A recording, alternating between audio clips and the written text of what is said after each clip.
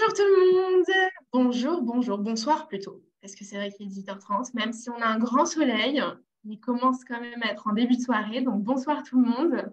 Je vois que vous êtes en train de nous rejoindre. On est ravis d'être avec vous ce soir, ce nouveau webinaire qui est un webinaire très spécial puisque nous sommes avec Aromazone ce soir, donc c'est vraiment top. Bonsoir tout le monde. Je vois qu'on nous rejoint.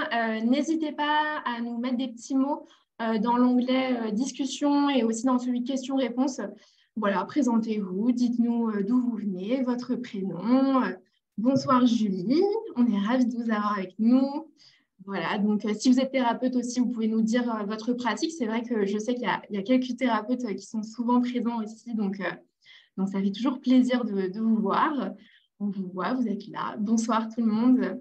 Bonsoir Marie, bonsoir Aurélie.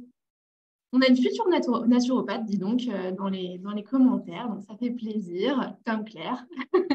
Ouais. C'est génial. Bonsoir tout le monde. Bonsoir. Dites-nous d'où vous venez aussi, c'est vrai que c'est cool. On a Coralie qui est sophrologue et praticienne en hypnose. Deux super pratiques. Bon, je pense qu'on va commencer d'ici peu. Je vois que ça commence à stagner dans le nombre de personnes qui nous rejoignent. Donc écoutez, c'est génial. En tout cas, comme je le dis, je suis très contente de vous avoir ce soir, surtout que c'est pour un webinaire sur un sujet qui, moi, me plaît beaucoup, parce qu'on va parler d'été. Et ma foi, ça fait plaisir. Après les dernières semaines, on s'est vraiment tapé un temps très gris, ma foi. Donc là, on va parler été, on va parler jolie peau, on va parler des petits bobos aussi qu'on peut rencontrer pendant l'été, mais aussi des solutions pour y remédier. Donc ça, c'est super. Ce webinaire, forcément, vous est présenté par Médoucine. Médoucine, qu'est-ce que c'est? C'est une plateforme de prise de rendez-vous en ligne avec des praticiens dans le domaine du bien-être. Tous nos praticiens sont recommandés puisqu'on vérifie toutes les formations avant qu'ils arrivent sur le réseau. Donc, on leur demande d'avoir un certain nombre d'heures de formation et également d'avoir des recommandations de pairs et d'anciens clients. Et après, donc, vous pouvez consulter tous les profils de nos praticiens en vérifiant aussi les avis, puisque c'est des avis vérifiés, puisque uniquement les personnes qui ont pris rendez-vous avec nos praticiens peuvent laisser des avis. Et donc, voilà, vous avez accès à plus de 2500 praticiens dans toute la France, et puis ce chiffre ne fait qu'augmenter. On a beaucoup de pratiques aussi également très différentes. Donc, voilà, écoutez, on va commencer sans plus tarder. Juste le petit rappel qui fait plaisir, mais que je refais quand même à chaque fois, c'est que les pratiques complémentaires dont on va parler ce soir, et notamment de la naturopathie, sont vraiment à prendre, s'il vous plaît, j'insiste là-dessus, en compte avec un suivi avec votre médecin traitant et en médecine allopathique de manière générale. C'est très, très, très important. Donc, vraiment, je le souligne et je le ressouligne à chaque fois, mais c'est le rappel vraiment important. Mais ce soir, on va parler, comme je vous le disais, d'été et de préparation et solutions aux petits désagréments qu'on peut rencontrer durant l'été.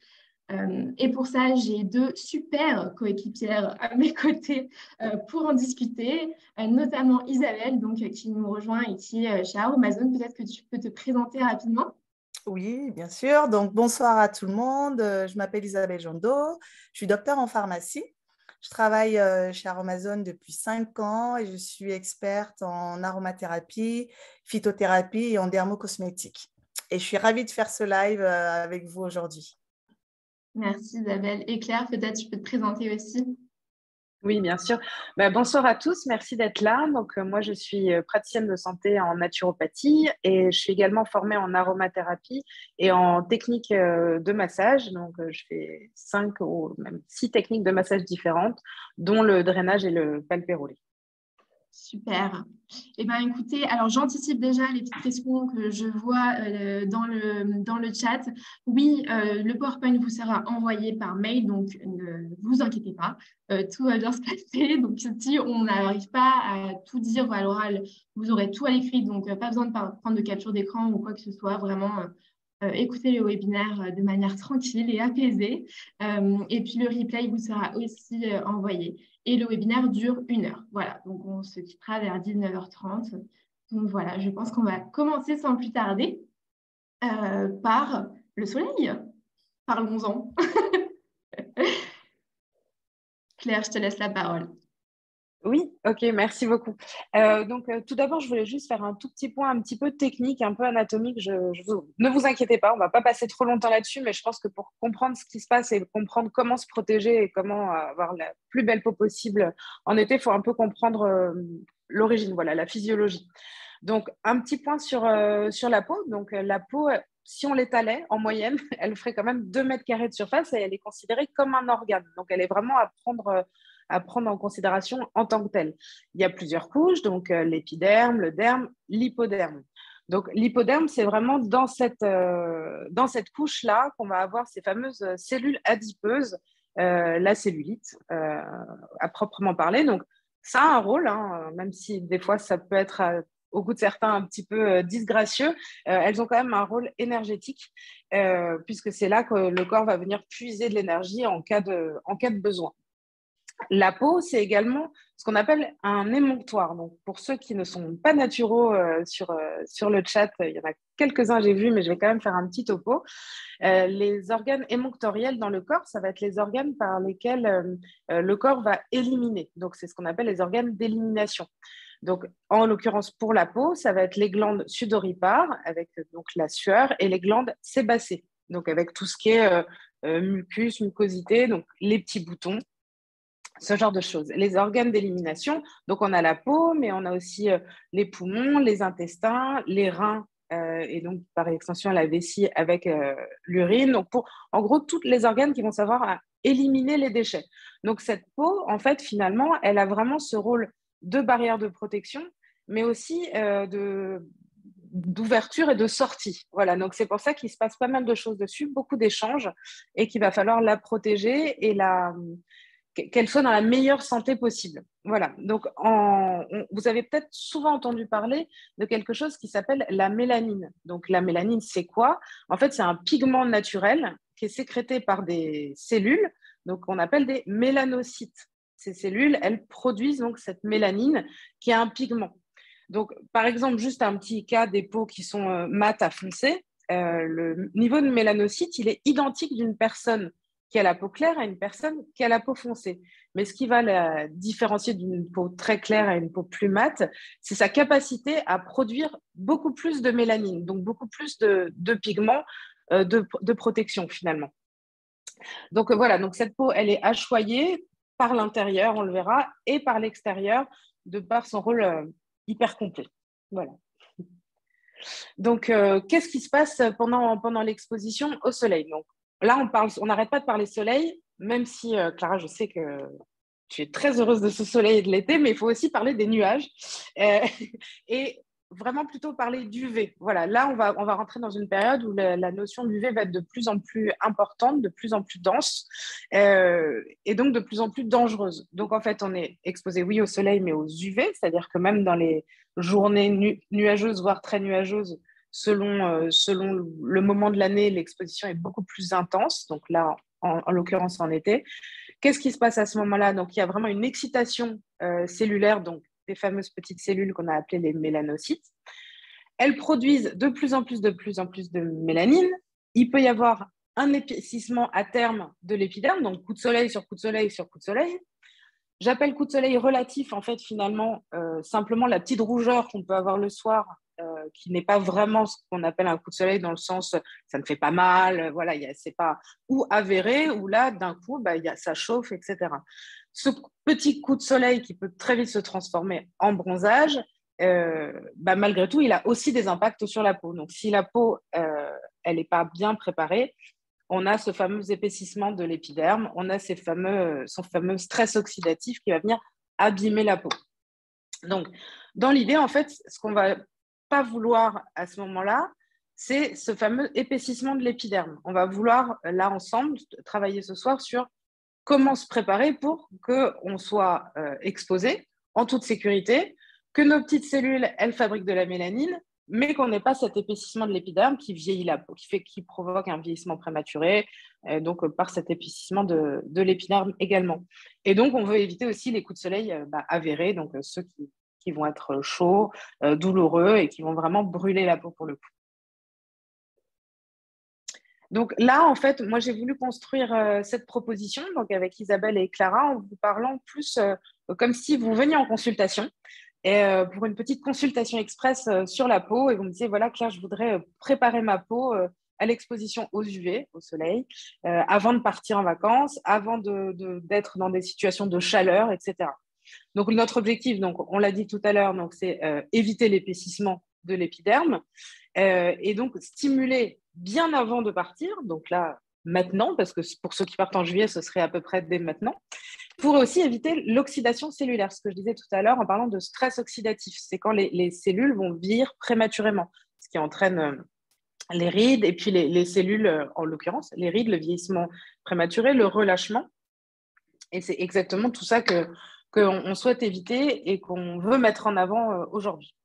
Donc, ma proposition, c'est la mise en place d'une hygiène de vie naturelle à peu près 3 à 4 semaines avant l'exposition, donc avant votre départ en vacances ou dans une zone particulièrement ensoleillée. Le maintien de cette hygiène de vie le plus possible, évidemment, je me doute bien qu'en vacances, des fois, c'est un petit peu compliqué pendant la période d'exposition. Et enfin, au retour, ma proposition, c'est cette phase de réparation, d'entretien qu'on enclenche pendant la période d'exposition et qu'on peut continuer après sur plusieurs semaines pour préserver un bronzage le plus long possible, par exemple. Donc là, on va parler PHV. Donc pour ceux qui ne savent pas, donc PHV en naturopathie, c'est ce qu'on vous envoie à la fin d'une consultation. Ça s'appelle pompeusement un programme d'hygiène vitale. Vitale dans le sens vitalité. Et en naturopathie, on parle d'hygiène de vie, on ne parle pas de régime ou de choses comme ça, on parle vraiment d'hygiène de vie globale. Donc là, j'ai fait une sorte de PHV Express, vraiment spécial peau, spécial bronzage, spécial voilà, peau et santé. Donc, comme on le disait tout à l'heure, 3 semaines, 4 semaines, c'est l'idéal avant la période d'exposition. Donc, on verra l'alimentation avec l'inclusion de certains, ce qu'on appelle super aliments, le mouvement, le sport, mais pas que, la respiration, l'hydrologie. Donc, l'hydrologie, c'est tout ce qui va être autour de l'utilisation de l'eau, que ce soit en interne, en externe, qui va pouvoir agir sur le corps, le refroidir, le réchauffer dans les moments importants. Les compositions indispensables de certains compléments alimentaires pour préparer sa peau, mais aussi donc, certains massages qui vont travailler sur la qualité de peau et la préparation au soleil. Alors du coup, on continue toujours dans cette préparation au soleil. Nous, on va un petit peu… Claire va rester sur le côté naturel. Moi, je vais plus vous parler un petit peu sur le côté extérieur, on va dire, puisque Claire va parler plutôt de l'intérieur. Donc, c'est très important à une exposition au soleil, c'est le gommage. C'est vrai qu'on oublie souvent cette étape, mais elle est très importante. Pourquoi? Parce que ça va stimuler le renouvellement cellulaire en se débarrassant de toutes les cellules mortes. Ça va permettre d'unifier le teint. Et surtout, ça va permettre d'avoir un bronzage uniforme, parce qu'après, en même temps, ça va atténuer les capitons. Et surtout, si vous utilisez, donc vous l'avez en photo, une brosse en fait pour un drainage lymphatique, ça va permettre de favoriser la circulation de la lymphe, donc une meilleure élimination des toxines. Donc, vous pouvez soit utiliser un gommage que vous allez pouvoir fabriquer. Là, je vous ai mis une recette. Vous prenez des sels de bain, sel de l'Himalaya, sel d'Epsom, une huile végétale, exemple huile de coco, une huile essentielle aussi pour tonifier. Ou sinon, vous pouvez faire, comme je vous ai dit, un brossage à sec avec une brosse. Voilà. Donc, très important le bronzage, vraiment le gommage. Une étape très importante avant une exposition au soleil.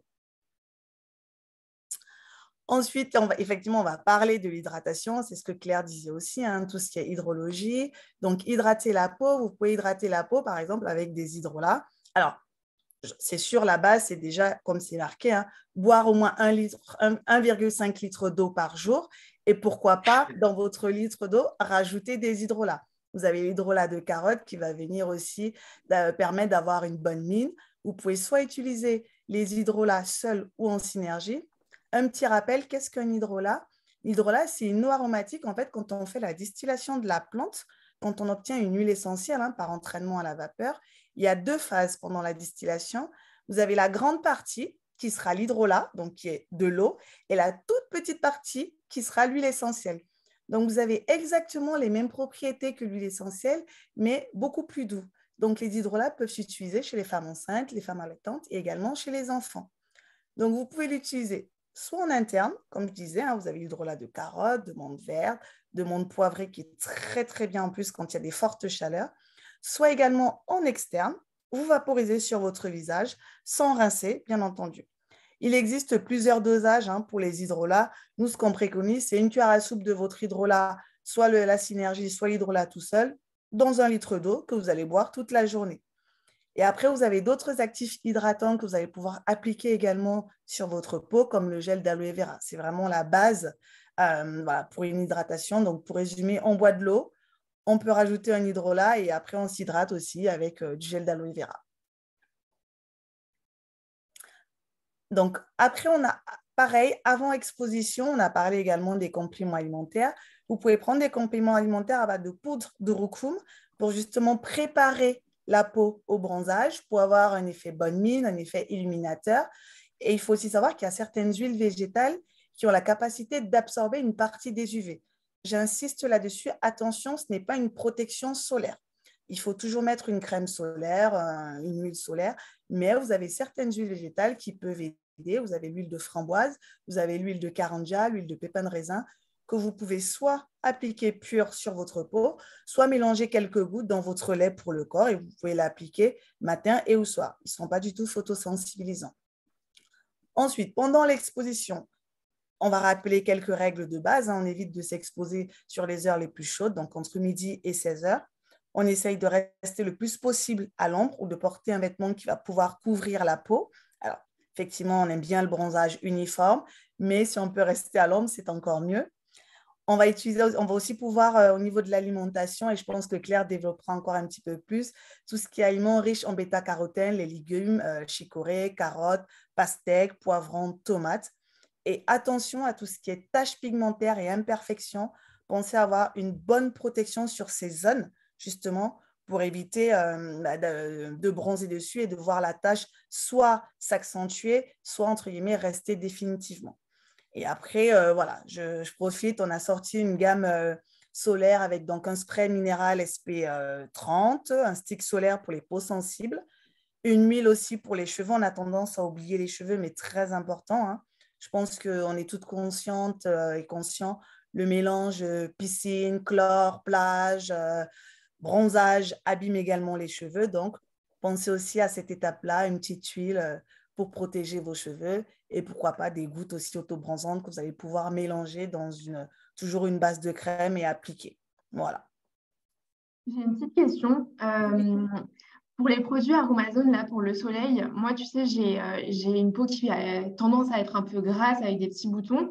Est-ce que c'est adapté du coup? Parce que moi, les crèmes solaires et ma peau, ça fait vraiment 12 000. Et je suis pas la Exactement. seule. On est sur un toucher sec, c'est très, très, très bien. Vous pouvez, si vous avez la possibilité d'aller tester dans nos boutiques, c'est vraiment génial. Et je précise aussi, il n'y a pas de traces blanches. Donc, adapté aussi pour les peaux mat foncées. Super. Pas de souci pour les peaux mixtes. Donc, ensuite, on va continuer. Après exposition au soleil, on va avoir le côté donc réparation de la peau.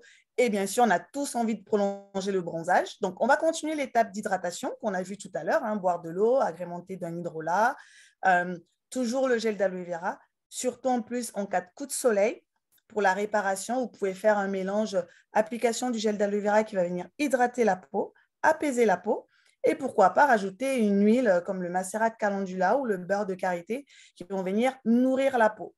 Et ensuite, pareil, vous avez quelques exemples de recettes, soit un baume réparateur si vous avez vraiment la peau très sèche, donc on a mis du beurre de karité, soit vous partez plutôt sur une crème corporelle, parce qu'effectivement, vous avez plutôt une peau plutôt normale, plutôt voilà, un petit peu mixte, et là, vous partez sur une crème que vous pouvez agrémenter d'huile essentielle, de lavande, la lavande vraie, lavande aspic qui va venir réparer, et on rajoute un peu de macérat de carotte parce qu'effectivement, on veut prolonger notre magnifique bronzage. Petite astuce.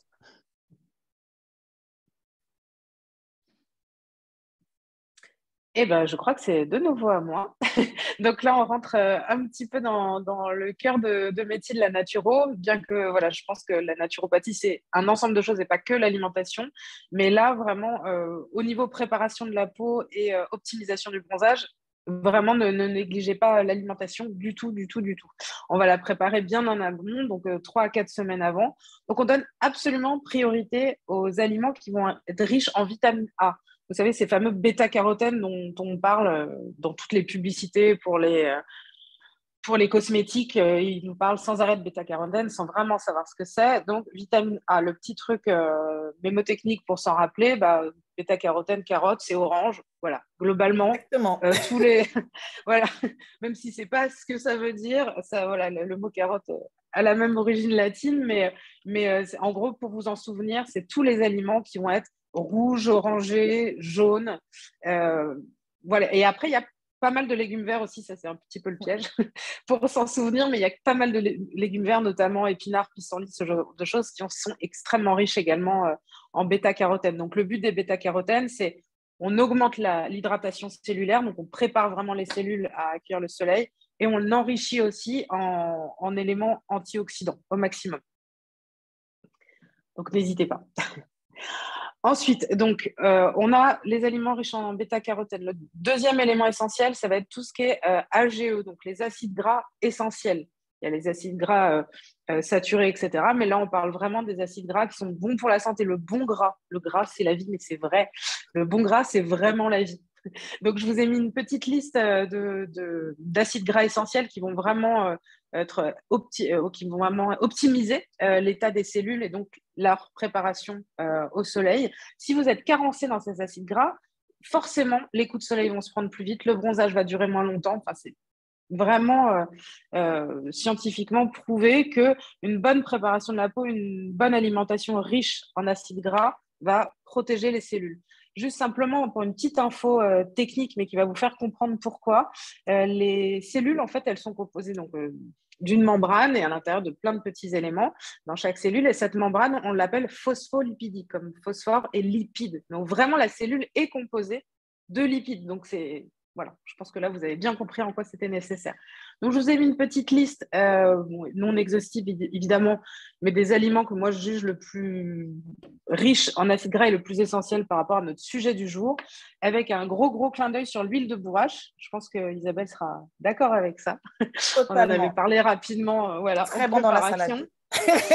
Voilà, exactement, salade, peau interne, tout. Ouais. Et donc le but, ça va être une protection donc lipidique, donc protection lipide égale gras, une protection, ces acides gras ils vont former une protection de nos cellules, ils vont être anti-UV, en plus ils vont assouplir la peau, il y a un côté anti-inflammatoire, ça va augmenter la cicatrisation pour les moments où on va avoir peut-être fait un petit peu d'abus du soleil, voilà, ça va vraiment être hyper complet. Super. Je fais juste une toute petite aparté. Là, on a beaucoup de questions là qui arrivent, mais il y en a une que je vais passer maintenant parce que je pense que ça sera enfin, on sera sorti du contexte après. C'est pourquoi il faut faire attention à la cuisson des œufs. Ah, excellente question. C'est un de mes sujets préférés en consultation. Merci de…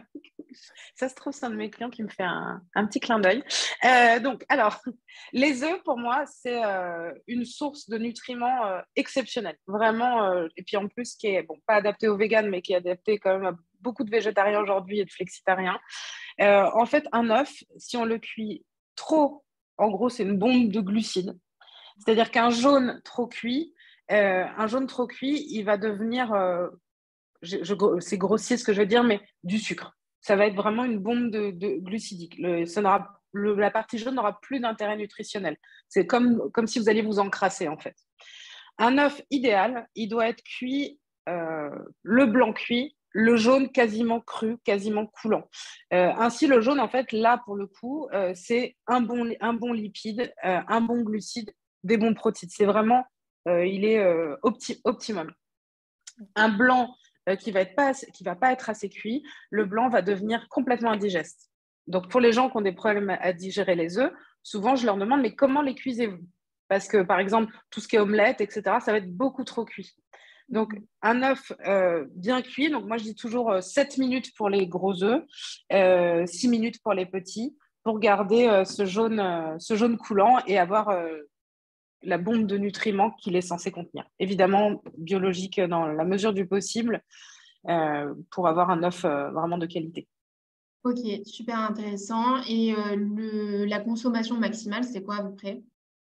Bon, moi, je pense que 1 à 2 par jour, ce n'est pas du tout un problème quand c'est des œufs de qualité. J'inclus aussi les tartes, etc. Hein, pas seulement l'œuf dur ou de consommation comme ça. En moyenne, 1 à 2 par jour pour un adulte qui n'aurait pas de soucis cardiovasculaires.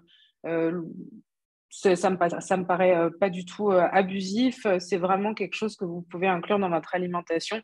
Encore une fois, quand c'est bien cuit et un œuf de qualité, il n'y a pas de contre-indication à aller au-delà. Évidemment, si vous dépassez cette dose, au bout d'un moment, il peut y avoir des problèmes digestifs, mais qui seront plus liés à l'excès de protéines qu'autre chose.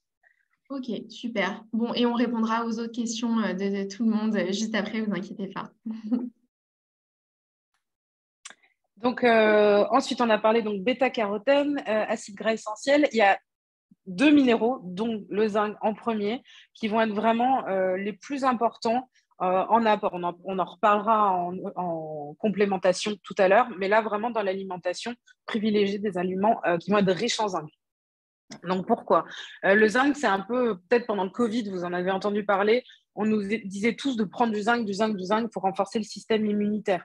Parce que qu'est-ce qui se passe quand on a une peau qui est agressée? Il y a le système immunitaire qui va se mettre en branle pour aller lancer des processus de cicatrisation, etc., ce qui va nous donner aussi l'épaississement de l'épiderme. Donc, l'idée, c'est d'avoir ce zinc qui soit vraiment déjà bien au taquet, qui ait zéro carence au moment de l'exposition. Donc, ça va travailler donc, comme système de défense aussi contre ce qu'on appelle les radicaux libres. Les radicaux libres, c'est ce qui génère ce qu'on appelait tout à l'heure le stress oxydatif, donc le vieillissement prématuré des cellules. Quand je parle, juste petite parenthèse, je crois qu'on l'a mis plus tard dans le support, mais je préfère le dire. Quand on parle de vieillissement prématuré, c'est vrai qu'au niveau des médias, on parle tout le temps de la peau, mais en réalité, dites-vous que quand il y a une peau qui vieillit, imaginez l'état des cellules internes, c'est-à-dire que c'est toutes les cellules qui vont subir un vieillissement prématuré. Donc, vraiment, le stress oxydatif concerne effectivement le cutané, mais va concerner toutes les cellules de l'organisme. Donc, ensuite, petite liste des aliments qui sont riches en zinc. Il y en a certains qui me font un peu mal au cœur de mettre, mais ils sont quand même effectivement très riches en zinc, comme le foie. Le foie, c'est... donc, il y en a tous les foies possibles, mais un petit rappel, le foie, c'est un peu notre centrale d'épuration. Donc, à la fois, vous mangez quelque chose de très riche en zinc, mais à la fois, vous mangez aussi les déchets de l'animal. Donc, c'est à double tranchant, mais voilà, un tout petit peu. Mais malheureusement, c'est un aliment qui est extrêmement riche en zinc. Mais donc, de ce fait, je vais plutôt vous orienter vers tout ce qui est fruits de mer, crustacés, les noix, les oléagineux. Petite parenthèse, tout ce qui est noix, oléagineux, quand on a des petits soucis digestifs, on les fait tremper. Minimum une nuit, comme ça vous êtes tranquille. Ça lance un processus qu'on appelle la germination. Donc, même si vous ne voyez pas de germes sortir, le fait d'avoir un processus de germination enclenché va éliminer de la plante, toute plante confondue, donc citée ici, ce qu'on appelle l'acide phytique. L'acide phytique, c'est un acide que les plantes génèrent pour éloigner les insectes. Et souvent, quand on est intolérant à certaines graines, certaines noix, certaines légumineuses aussi, c'est souvent cet acide phytique en fait qui fait mal au ventre. Et donc, si on les fait tremper, on a cet acide phytique qui s'en va. Évidemment, l'eau de trempage, on la met dans les plantes, on ne la consomme pas et on ne fait pas cuire les aliments à l'intérieur. Mais du coup, les aliments vont devenir bien plus digestes, tout ce qui est oléagineux et légumineuses. Les céréales, donc c'est comme par hasard, donc c'était des céréales sans gluten. Certains fromages, donc surtout chèvre brebis, et le cacao. Mais on parle de fèves de cacao cru, pas du Côte d'Or, triple noisette, amandes grillées, etc. Voilà. Comment tu sais que j'en ai dans mon bureau? Voilà. Ça, c'est autorisé à Noël quand tu sors ta tasse. Voilà, pardon. Alors, donc on peut continuer. Donc, enfin, le deuxième oligo-élément que je voulais mettre en avant, donc, c'est le sélénium. Donc, l'avantage de sélénium, c'est que ça va être avant tout un détoxifiant. Donc, une fois qu'on va avoir ingéré peut-être en vacances un peu de malbouffe, un peu de l'eau qu'on a bu n'importe où sans forcément la filtrer, une fois qu'on s'est bien intoxiqué à différentes choses, notamment aux métaux lourds, c'est un oligo-élément qui va vraiment travailler sur la détoxification. Bon, accessoirement, régulation cardiovasculaire, mais surtout aujourd'hui, ce qui nous intéresse, c'est le côté beauté des cheveux, beauté de la peau, parce que c'est un antioxydant extrêmement puissant. Donc là, par rapport à notre sujet depuis tout à l'heure, c'est vraiment l'oligo-élément par excellence. Donc, je vous ai mis quelques petits aliments riches en sélénium. Vous verrez, il y en a certains qui se recoupent avec le zinc, donc c'est très pratique. Donc, encore une fois, les crustacés. Donc, l'algue kombu, c'est celle qui va être la plus riche en sélénium. Mais évidemment, à partir du moment où vous tournez vers les algues, déjà, vous avez un nombre de nutriments et d'oligo-éléments assez dingue. Hop, donc là, cette fois-ci, moi, je parle de l'hydratation, comme Isabelle tout à l'heure. Donc là, juste pour qu'on comprenne bien, l'hydratation cellulaire, donc interne. Souvent, quand on voit, vous savez, quand on dit j'ai la peau de serpent, etc., on dirait un crocodile. Quand votre épiderme est vraiment très sec, en fait, il devient poreux. Imaginez une table sur laquelle il n'y aurait plus de vernis. Vous posez votre tasse dessus, bah, direct, ça va marquer. OK? Et bah, dites-vous que votre peau, c'est pareil. Si elle n'est pas de façon interne parfaitement hydratée, elle va devenir poreuse. Du coup, les UV vont pénétrer en profondeur, puisque c'est comme si on lui préparait le terrain pour aller oxyder les cellules profondes et pas que la couche superficielle de l'organisme. Donc, c'est vraiment pour que vous compreniez la nécessité vraiment absolue de s'hydrater de l'intérieur, donc évidemment de l'extérieur aussi, quand on a une peau vraiment très abîmée ou qu'on doit la préparer ou la réparer, mais aussi de l'intérieur, donc par l'hydratation par l'eau, mais aussi donc via des fibres, via des nutriments riches en eau, si vous voulez. Comme le disait Isabelle, on parlait juste, je reviens 30 secondes en arrière, le côté fun pour les gens qui disent « Ouais, mais moi, j'aime pas l'eau. J'aime pas boire de l'eau, j'aime pas boire de l'eau. » Bon, bah, je comprends. Mais bon, pour remplacer un petit peu le coca, le café, etc., de temps en temps, un truc un peu frais, ça va être sympa. Donc, c'est ce que disait Isabelle, c'est l'hydrolat. Et sinon, vous pouvez commencer votre journée, petite astuce, par un petit filet de jus de citron dans un verre d'eau à température ambiante. Quand je parle d'un filet de jus de citron, c'est genre l'équivalent d'une cuillère à café. Ça va détoxifier l'organisme, ça va déclencher le processus enzymatique et vous êtes dans un processus de détox idéal. Pas de problème sur les estomacs sensibles. Un filet de jus de citron très léger comme ça, citron bio, ça posera aucun problème.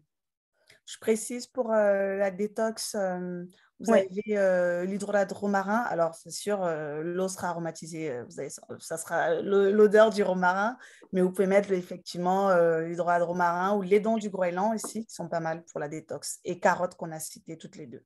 Oui, exactement.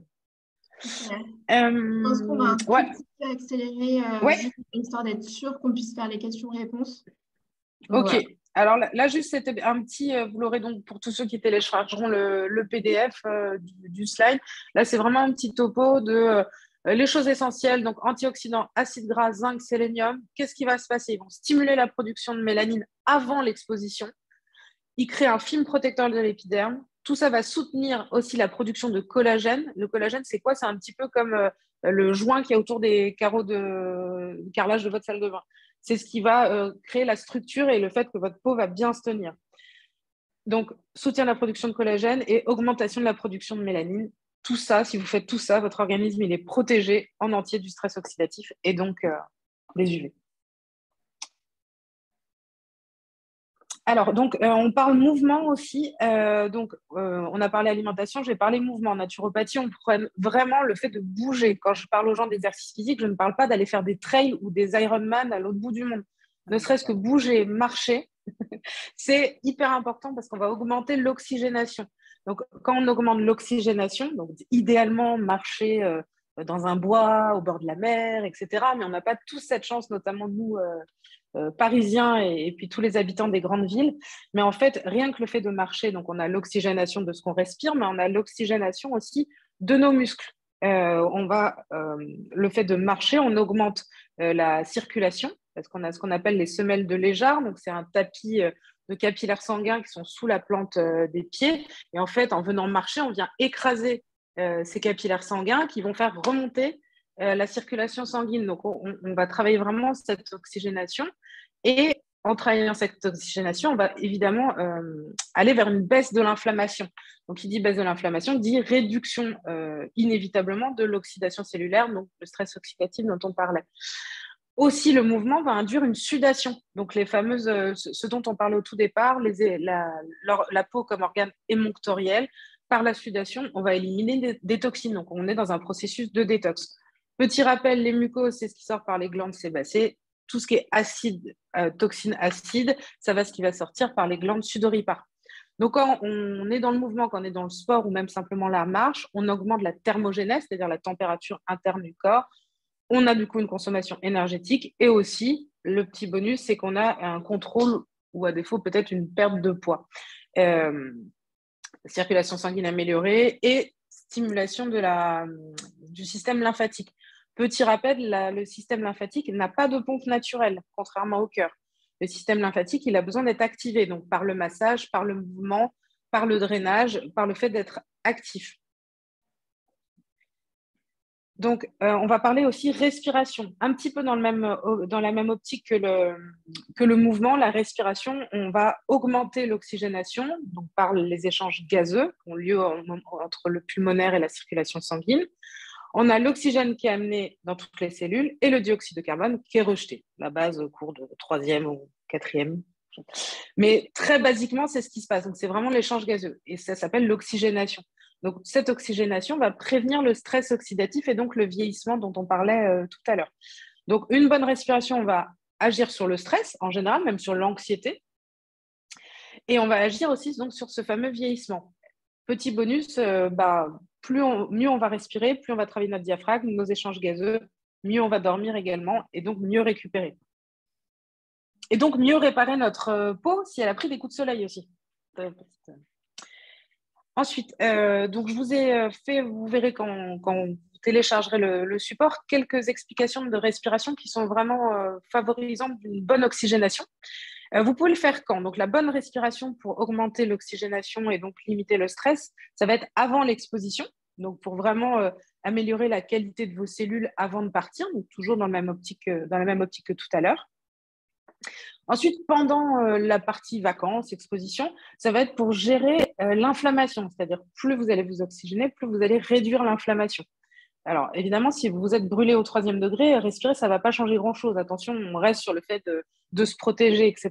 Mais on va optimiser l'assimilation de tout ce qu'on a qu'on a pris dans la journée, incluant les UV, et donc l'élimination des toxines, et donc la réduction de l'inflammation. Donc, ça va encourager aussi une bonne oxygénation, va encourager le renouvellement cellulaire, donc la réparation des cellules un peu peut-être endommagées par les UV.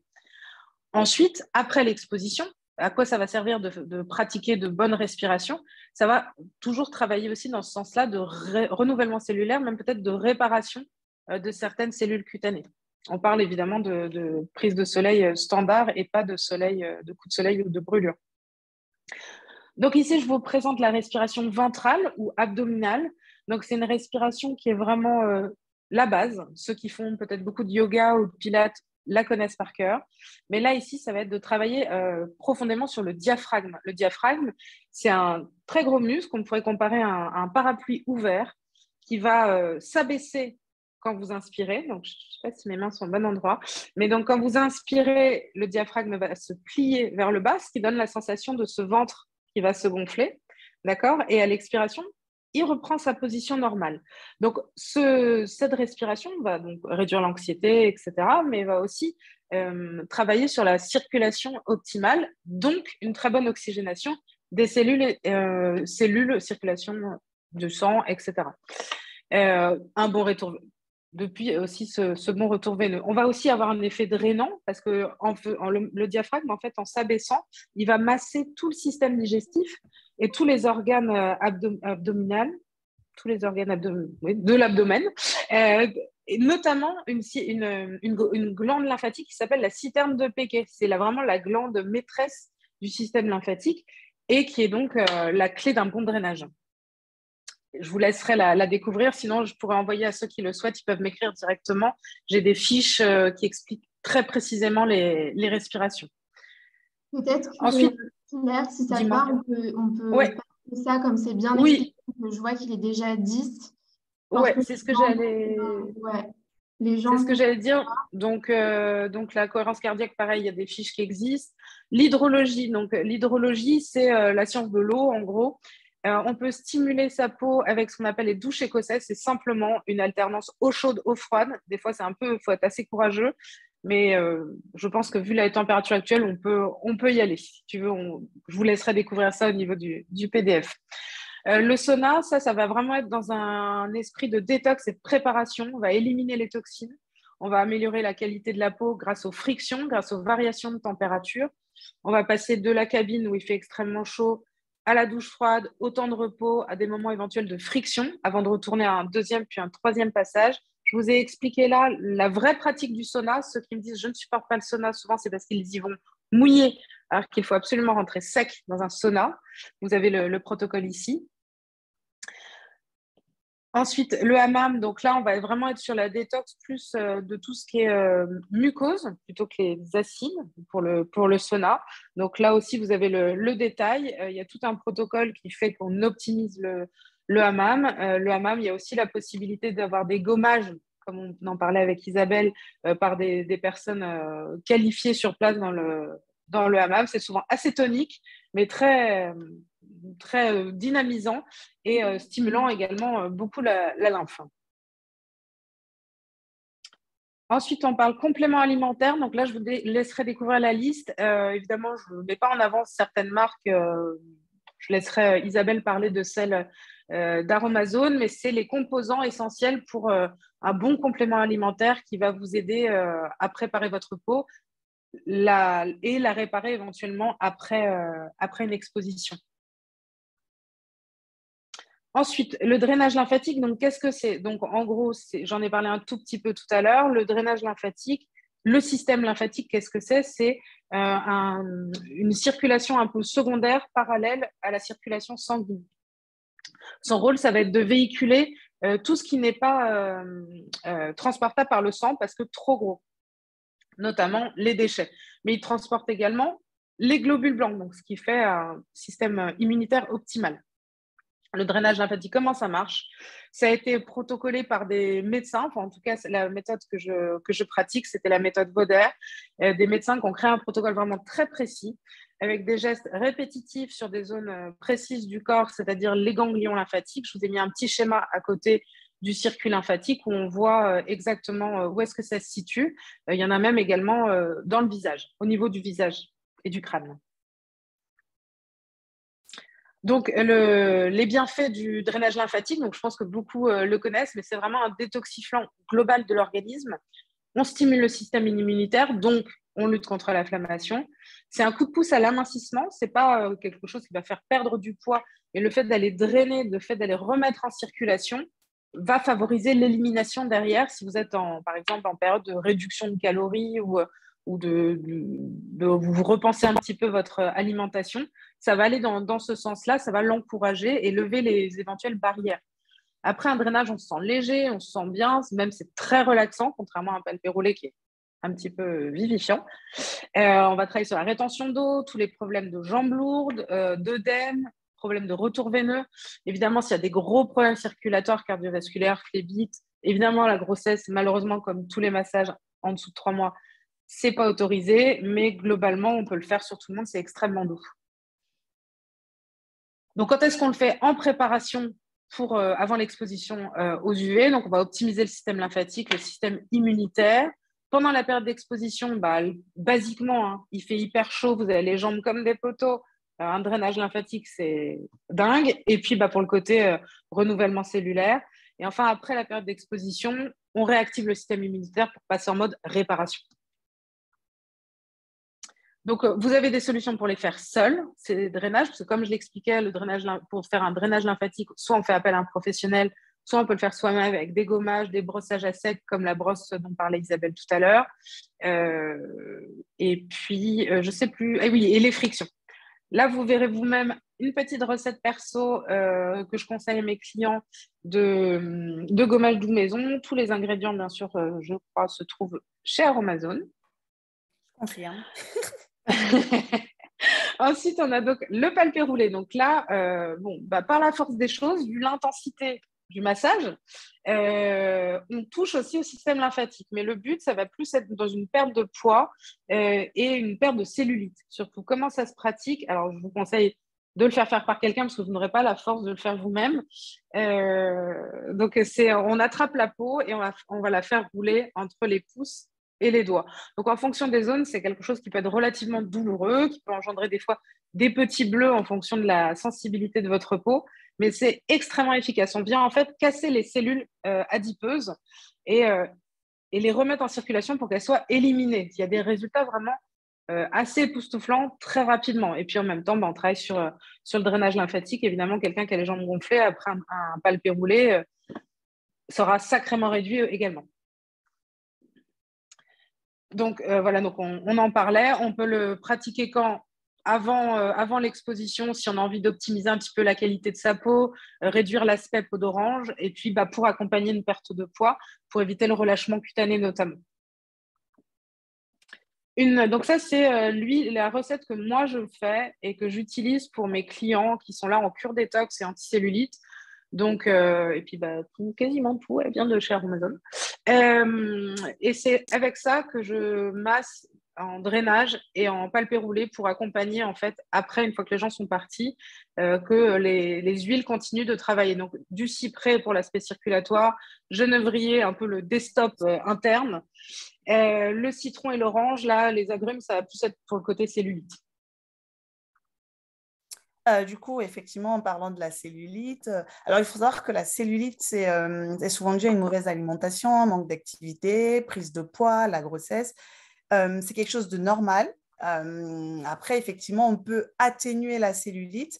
Voilà, drainer, c'est un petit peu tout ce qu'a dit Claire, hein, les palpés roulés, drainer, déstocker les graisses, raffermir la peau, boire beaucoup d'eau, les massages. Vous avez certaines huiles végétales qui sont raffermissantes, comme l'huile de pâquerette, qu'on appelle aussi l'huile de Bélis, ou l'huile de fenugrec, que vous pouvez utiliser en application, en mélange avec des huiles essentielles citées tout à l'heure, hein, le citron, le cyprès.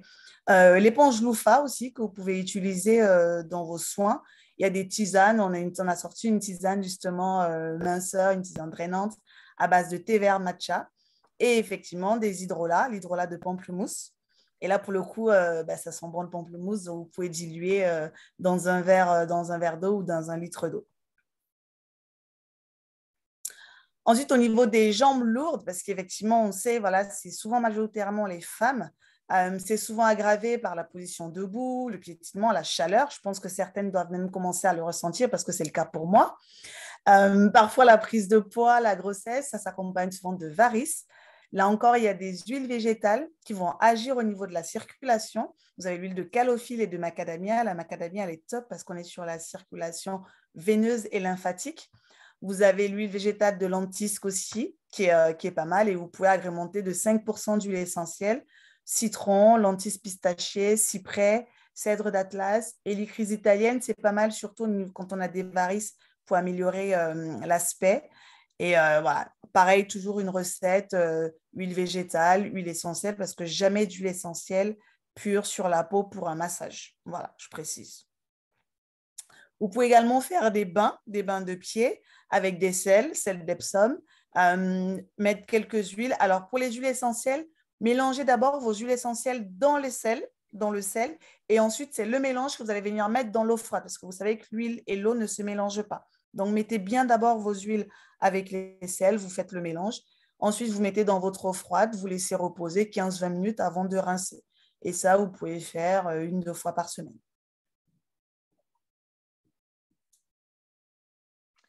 Et oui, la trousse anti-bobo, avec Isabelle, on s'est concerté pour voilà, de quoi vous auriez besoin exactement. On s'est dit en un, le côté coup de soleil ou brûlure barbecue, par exemple, mais légère, hein, évidemment, sinon on appelle les pompiers. Là, moi, c'est une petite recette que je vous donne, que je pratique à titre perso et pour ma famille. Donc, on parle aloe vera, on parle millepertuis. Millepertuis, moi, on m'avait appris il y a quelques années que c'était égal à biafine naturelle. Voilà. Millepertuis, ça va vraiment être l'huile, enfin, le macérat. Donc, macérat, pour ceux qui ne savent pas, c'est souvent à base d'une huile de tournesol ou de colza, Isabelle, je crois, c'est ça. C'est ça, Et on ouais. fait macérer les plantes à l'intérieur, en fait. Donc, c'est pas... Le millepertuis, c'est une plante qui a un trop faible rendement en huile pour être vraiment une huile de millepertuis, c'est un macérat. Dedans, on a la lavande aspic qui va être travaillée sur tout ce qui est réparation cutanée. Et puis, l'huile essentielle de romarin et d'hélicris pour le côté régénération et anti-inflammatoire. J'ai parlé aussi hydrolat. Bon, pourquoi cassis? Parce que c'est un antioxydant puissant. Donc, après un coup de soleil ou une brûlure, ça va travailler sur l'oxydation. Et puis, le fameux carotte, je crois qu'on pourrait le mettre en numéro 1 de notre slide aujourd'hui. Exactement. Pour tout ce qui est piqûres, allergies, effectivement, alors déjà, porter des habits qui vont couvrir pour limiter le contact, tout ce qui est contact avec les agents allergènes. Ça évite énormément tout ce qui sera crise urticaire. Porter des lunettes de soleil, c'est pas mal aussi. C'est ce que je fais parce que clairement, je suis en plein dedans. Ça aide bien à protéger aussi les yeux. Et pourquoi pas faire des compresses d'eau froide à base d'hydrolat. Vous avez l'hydrolat de bleuet ou de camomille romaine. Vous imbibez vos cotons, vous laissez poser quelques minutes sur vos yeux. C'est vraiment très agréable et surtout efficace. Et au niveau des huiles essentielles que vous allez pouvoir utiliser, vous avez l'huile essentielle d'estragon qui est antihistaminique. Donc, dans tous vos mélanges que vous allez pouvoir faire, je vous conseille vraiment une base d'huile essentielle d'estragon. Après, vous avez la Tanésie annuelle qui est un petit peu sédative à forte dose, donc attention. Vous avez la camomille romaine également. Camomille romaine qui est vraiment adaptée pour tout le monde. Je dis vraiment de la femme enceinte au papy. Donc, c'est vraiment l'huile passe-partout. La camomille allemande. Eucalyptus radié, mais attention aux asthmatiques. Vous allez plutôt prendre la Kela pour les asthmatiques. C'est tout ce qui est rhinite saisonnière quand vous avez le nez qui est pris. L'huile végétale de nigel que vous pouvez prendre en prévention aussi en interne. Une cuillère à café avant le début de l'exposition. Et pourquoi pas dans vos mélanges que vous allez pouvoir mettre au niveau des poignets. Vous venez frotter et vous respirez. L'huile végétale de charbon de gras pour les démangeaisons qui marche très bien. Et après, vous avez certains aliments à éviter, plats épicés. L'alcool, je pense que c'est la base avec modération, quoi. Ok, top. Il y a des fois des huiles et des hydrolats que je découvre chez Amazon. Je n'ai jamais entendu parler de la plante. En l'occurrence, la dernière, la Chaulmoudra, j'ai jamais elle est entendu. top. C'est génial. J'adore. Voilà. Je ne sais même pas à quoi ça ressemble. Non, moi non plus, mais j'adore parce que vous avez elle est tellement un de petit choses. peu épaisse, donc il ne faut pas hésiter à la faire. C'est comme l'huile de coco, donc juste bain-marie, eau chaude, et ça passe très bien. Okay. C'est pour le côté épaisseur tout à l'heure sur ta synergie que tu avais mis assez peu de calophylle, notamment. Tu avais mis Oui, et puis surtout parce au qu'elle est niveau très de épaisse. l'odeur. Ouais. La Oui. calophylle a une odeur particulière. C'est pour ça que je préconise souvent la macadamia par rapport Oui. à la calophylle qui ne passe pas toujours partout pour tout le monde. Oui, puis qui est extrêmement épaisse, on dirait presque de la mélasse. Exactement, c'est ok. ça. Ok, donc souvent tu conseilles pour l'application, c'est plus simple aussi de la diluer de toute façon. Oui. Ok. Donc là, on parle piqûre, allergie, tout ce qui est réaction cutanée, en fait, que ce soit une plante, une piqûre de moustique. Je vois quelqu'un qui dit et elle tâche pour la calophylle. Oui, je confirme. Exactement, ouais. Mon pantalon s'en souvient. Donc, sinon, là, c'est une petite synergie que vous pouvez faire dans un roll-on à garder sur vous. C'est vrai que je le mets en piqûre, donc si jamais vous vous êtes fait piquer ou quoi, mais c'est aussi un mélange qui va marcher un peu en répulsif.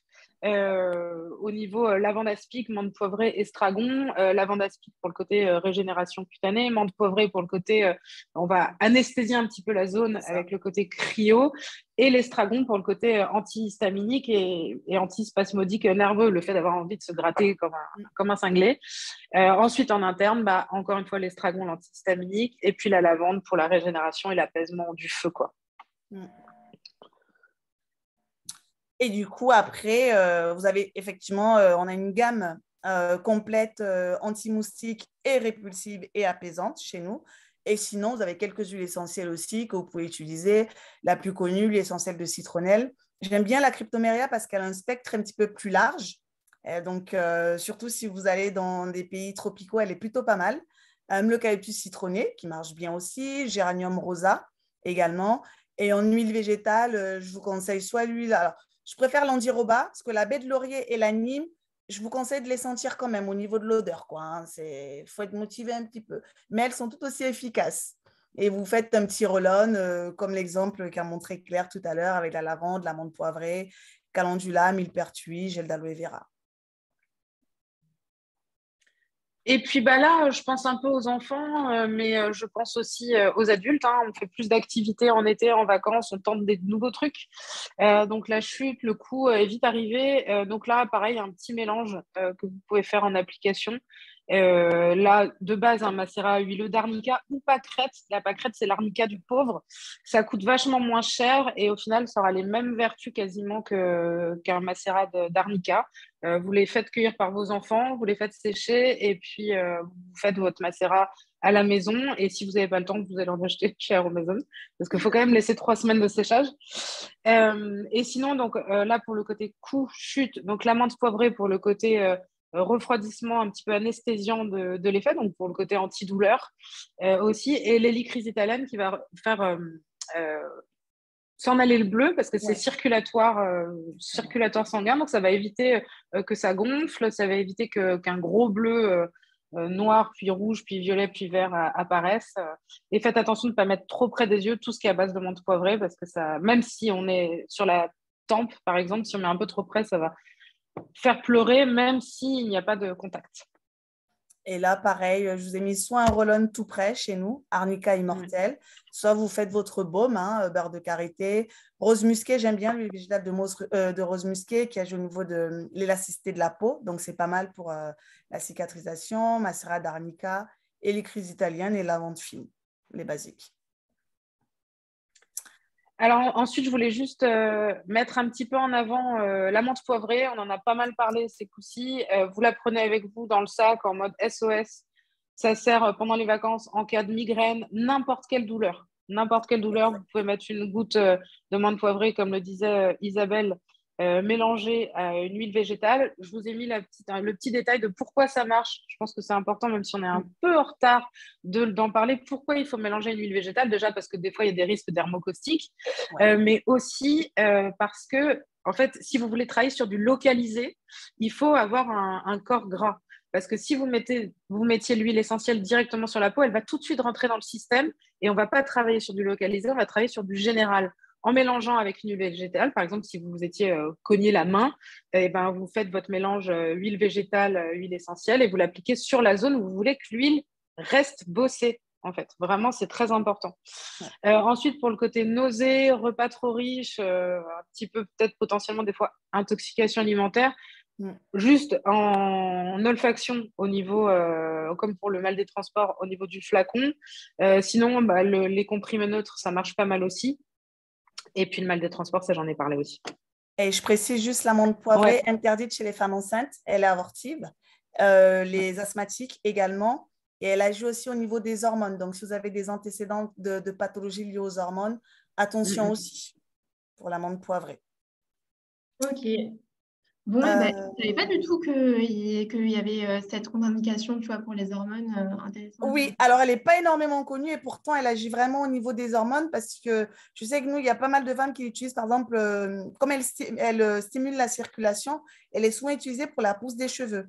Or, ce sont souvent les femmes qui ont des problèmes d'hormones. Donc, du coup, je précise à chaque fois, attention, exactement, il y a quelqu'un qui l'a marqué là, je l'ai vu passer. Ouais. Donc, la menthe poivrée, vraiment, faites très attention, elle est très efficace, mais à petite dose, effectivement. Voilà, je vois d'autres contre-indications qui passent, donc je vois qu'il y a les connaisseurs. C'est génial. Mais, après, ce qu'on peut prendre en alternative, et là, elle marche pour vraiment tout le monde, un peu moins efficace pour certaines pathologies, là, les douleurs, mal de transport, etc.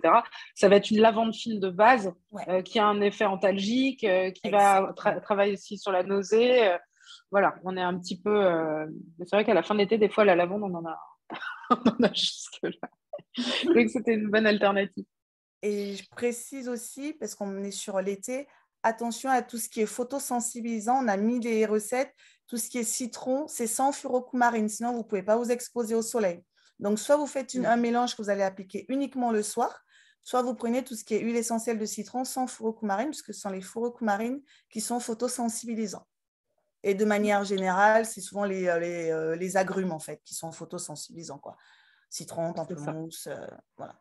Pour autant, ils ne sont pas interdits. Il faut juste soit les appliquer le soir, soit les prendre sans furocumarine. Donc, ça peut engendrer des taches éventuellement sur la peau. Voilà. Ouais. Et si vous avez un doute, n'hésitez pas à demander à un naturopathe ou bien directement au boutique Aromazone. Il y a des conseillers, j'imagine. Exactement. C'est ce qu'on dit. Toujours demander en cas de doute. Ne jamais appliquer une huile essentielle pure, comme tu l'as très bien dit. Mélanger toujours avec une huile essentielle, une huile végétale, pardon. et respecter bien les dosages aussi. Très important. Tout à fait. Alors, je vais arrêter mon partage. Bon, il est déjà 29, mais je pense qu'on peut prendre quand même une ou deux Oui. questions. Bon, on a répondu pas mal à certaines qui ont été répondues en fait en cours de route.